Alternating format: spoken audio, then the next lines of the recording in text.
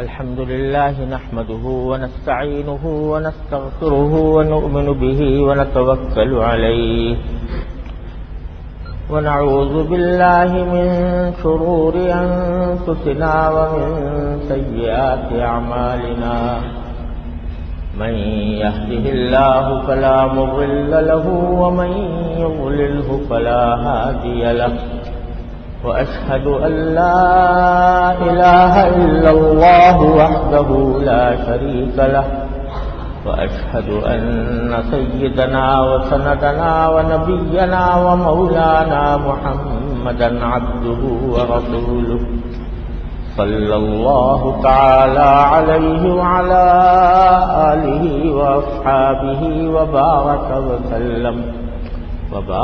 وسلم تسليما كثيرا.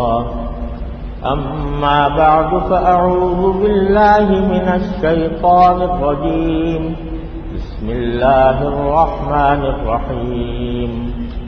قل أعوذ برب الفلق من شر ما خلق ومن شر غاسق إذا وقب ومن شر النفاثات في العقد ومن شر حاسد إذا حسد. آمنت بالله صدق الله مولانا العظيم وصدق رسوله النبي الكريم ونحن على ذلك من الشاهدين والشاكرين والحمد لله رب العالمين. بزرگان محترم اور برادران عزیز، پچھلے 6-7 ہفتے میرے سفروں میں گزرے، اس وجہ سے غیر حاضری رہی. اس سے پہلے قرآن کریم کی ان صورتوں کی کچھ تشریح کا سلسلہ شروع کیا تھا جو ہم کثرت سے نمازوں میں پڑھتے ہیں، اور سورہ فاتحہ کے بعد سورہ فلق کا بیان پچھلے چند جمعوں میں ہوا. اس صورت میں اللہ تبارک و تعالی نے یہ تاکید فرمائی ہے کہ اللہ کی پناہ مانگنی چاہیے مخلوقات کے شر سے اور ان لوگوں کے شر سے جو دوسروں پر جادو کرنے کی فکر کرتے ہیں. اور آخر میں فرمایا وَمِن شَرِّ حَاسِدٍ إِذَا حَسَدَ، کہ اللہ کی میں پناہ مانگتا ہوں حاسد کے شر سے جب وہ حسد کرے. گویا اس صورت میں حسد کرنے والے کے شر سے بھی پناہ مانگنے کی تلقین فرمائی گئی. اس میں یہ سمجھنے کی ضرورت ہے کہ حاسد کا شر کیا ہوتا ہے، حسد کیا ہوتا ہے اور اس کا شر کیا ہوتا ہے. حسد کے معنی یہ ہے کہ کسی دوسرے شخص کی کسی اچھائی پر انسان کو دل میں کڑھن ہو کہ یہ شخص اس کو یہ اچھائی کیسے مل گئی. کسی کو مال و دولت زیادہ حاصل ہو گیا، اس کی وجہ سے دل میں جلن ہو رہی ہے کہ یہ مال میں اتنا اضافہ اس کے کیوں ہو گیا. کسی کے علم میں اضافہ ہو گیا، اس پر کڑن ہو رہی ہے. کسی کی شہرت زیادہ ہو گئی، لوگوں میں مقبولیت زیادہ ہو گئی، اس پر جلن ہو رہی ہے کہ یہ شخص لوگوں میں مقبول کیوں ہو گیا. اس کو کہتے ہیں حسد، اور یہ بہت ہی بری بلا ہے. اور صورتحال یہ ہے کہ حسد کے کئی درجے ہوتے ہیں.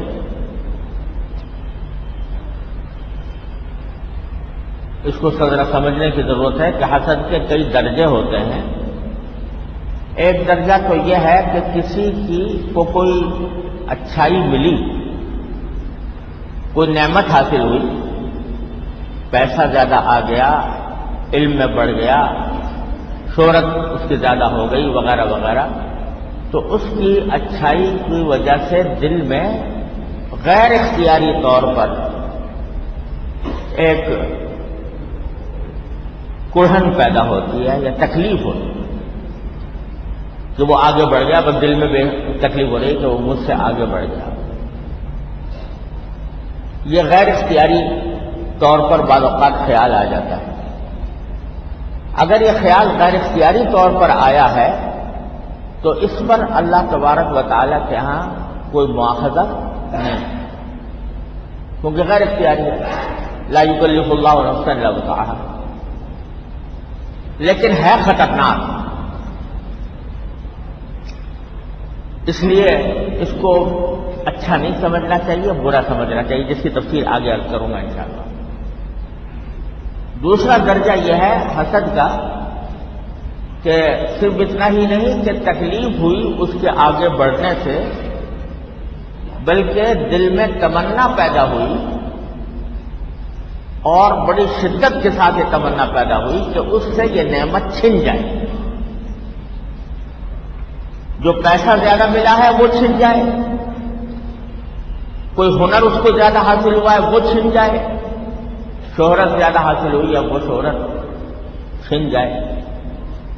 یہ دل میں ساتھ میں یہ تمنا، یہ آرزو، یہ خواہش بھی پیدا ہوتی ہے اور شدت کے ساتھ پیدا ہوتی ہے۔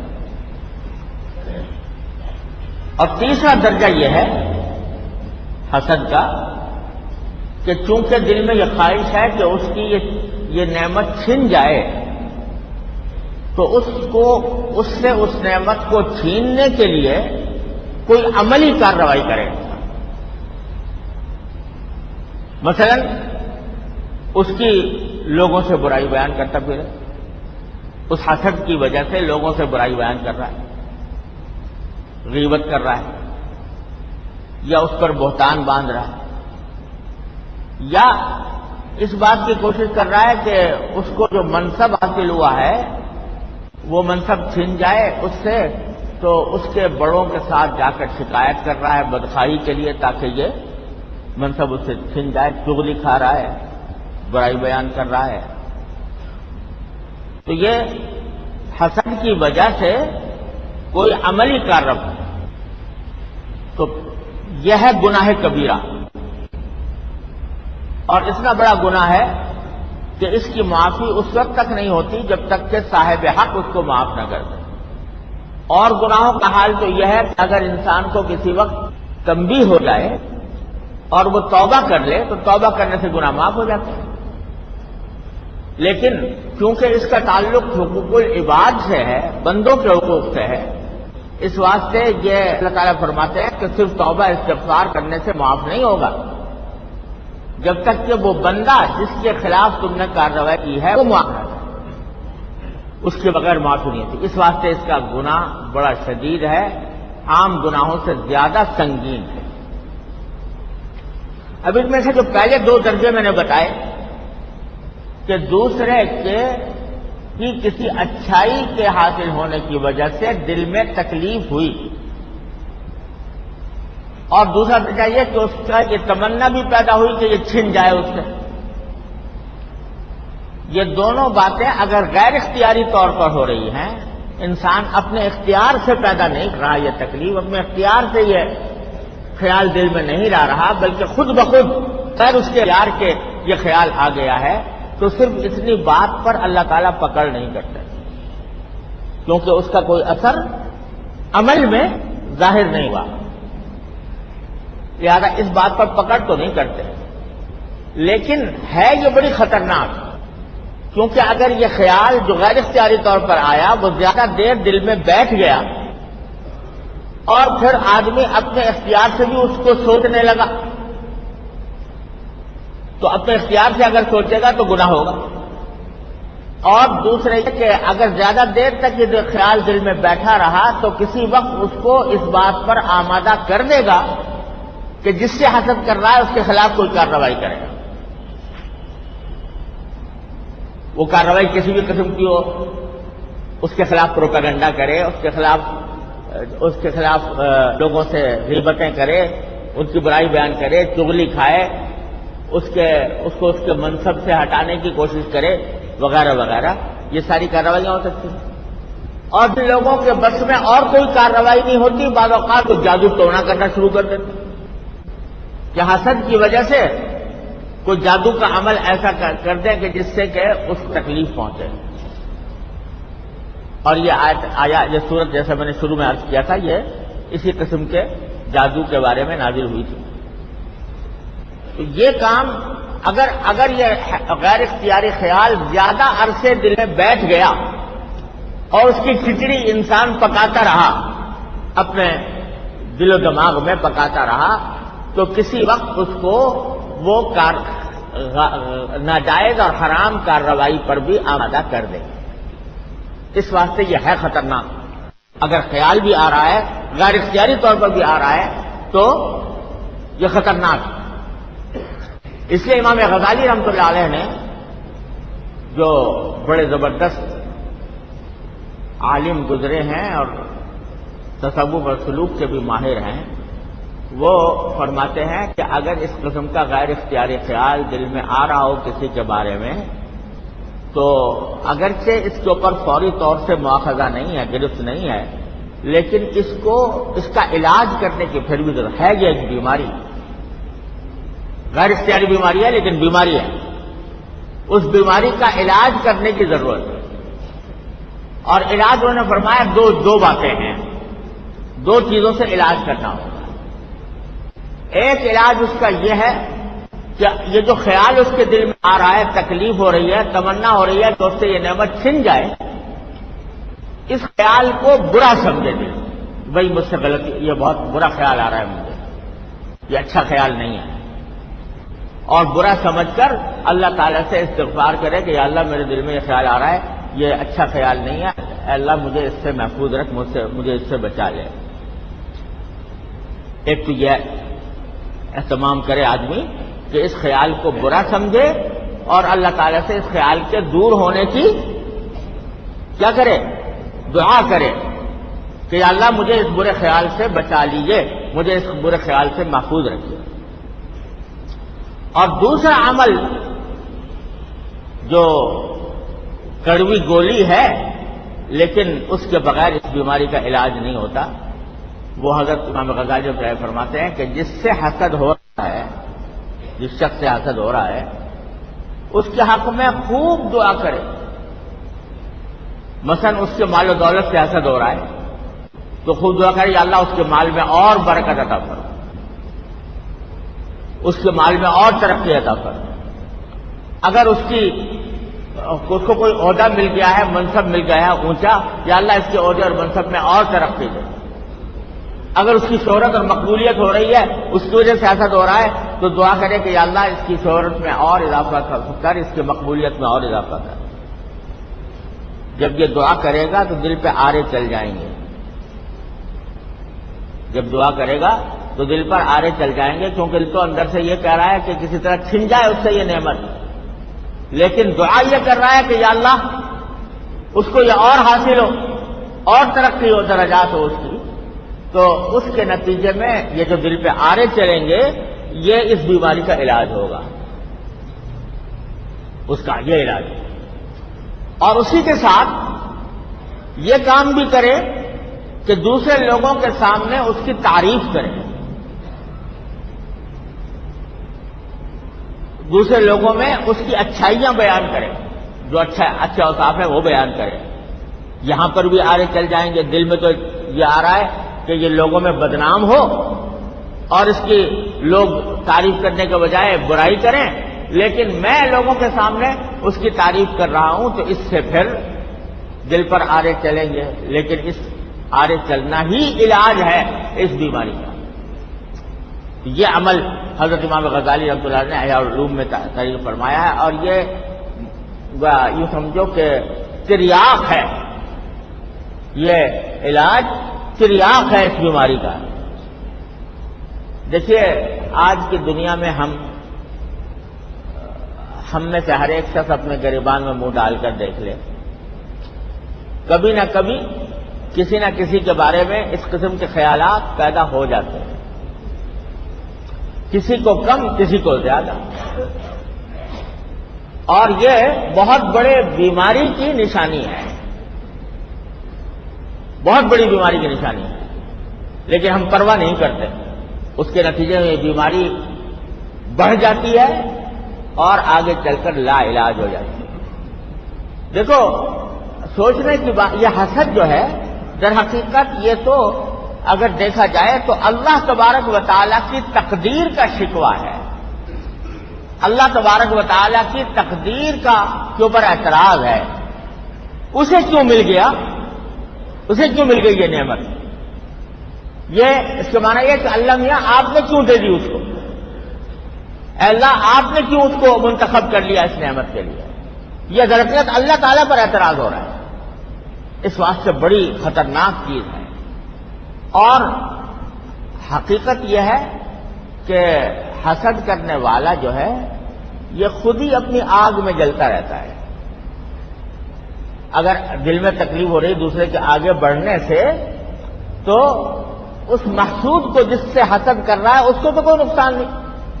یہ دل میں کڑ رہا ہے، دل میں جلن ہو رہی ہے، دل میں اس کے آگ بھڑکی ہوئی ہے، اپنی آگ میں جلتا رہتا ہے، کڑتا رہتا ہے، جلن کڑھن میں ختم ہو جاتا ہے. نقصان اس کا سوائے خود حسد کرنے والے کے کسی اور کو نہیں پہنچتا اگر یہ تک خیالات. لہذا اس سے نجات حاصل کرنا بڑا ضروری ہے.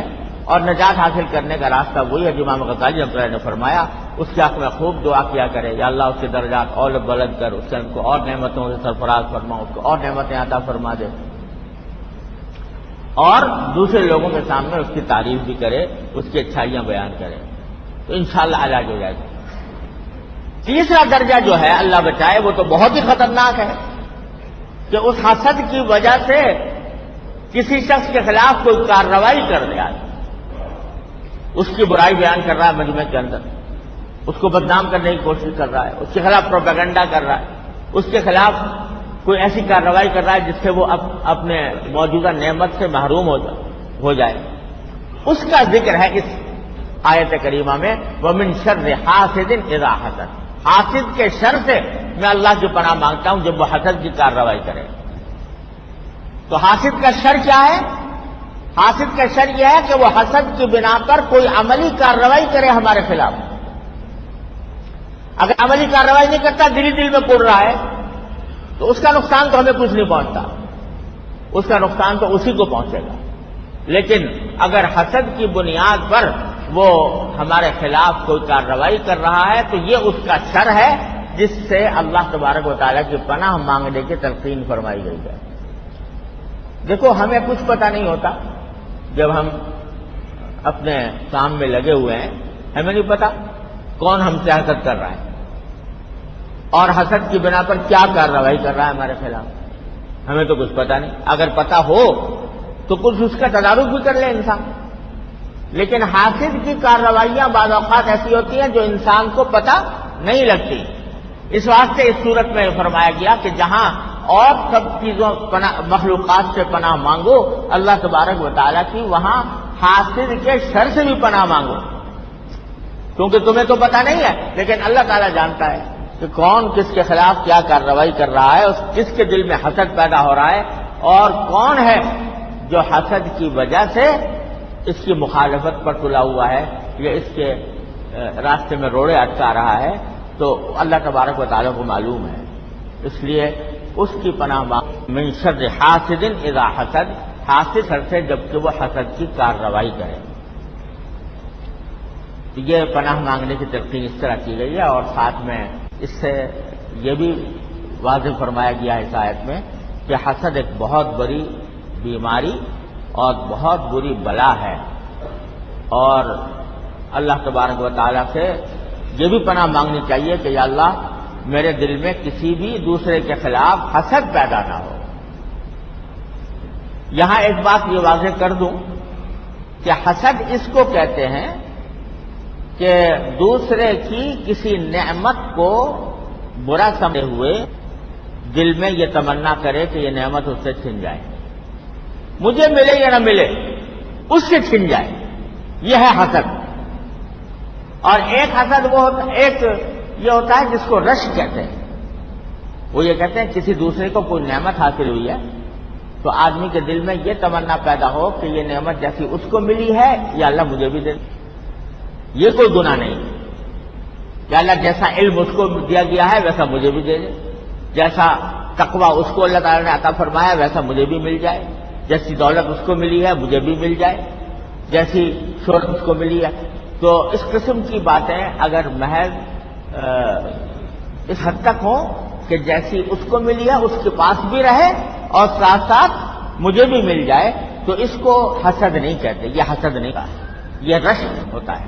اس کو حدیث میں غبطہ کہا گیا ہے، یعنی رشک ہے. اس میں یہ کوئی گناہ نہیں ہے. البتہ رشک کرنا چاہیے اچھی چیزوں میں، جو اللہ تبارک و تعالیٰ کی نعمتیں ہیں ان کے اندر رشک کرنا چاہیے.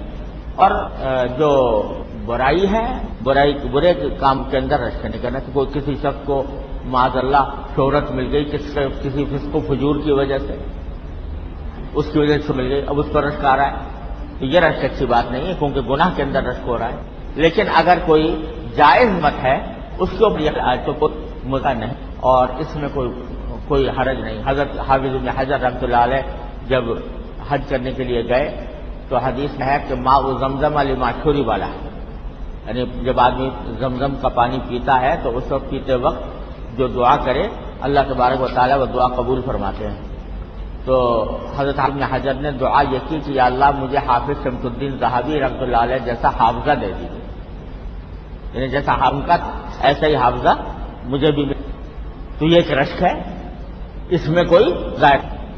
ہاں اگر یہ ہوتا کہ ان سے چھن جائے تو یہ حسد ہوتا، لیکن ان کو تو ملا ہی ہے، اے اللہ مجھے بھی دے دیجیے، تو یہ اس میں کوئی مذائقہ نہیں ہے. یہ جائز ہے اور اس کی دعا کرنے میں بھی کوئی مذائقہ نہیں. اللہ تبارک و تعالیٰ اپنے فضل و کرم سے اپنی رحمت سے ہم سب کو حسد کی بیماری سے محفوظ رکھے، اور اس قسم کے اگر خیالات آتے ہیں یا آئے ہیں تو اللہ تعالیٰ ان کو معاف فرما دے اور ان کو دور کرنے کی توفیق عطا فرمائے. وآخر دعوانا الحمدللہ رب العالمین.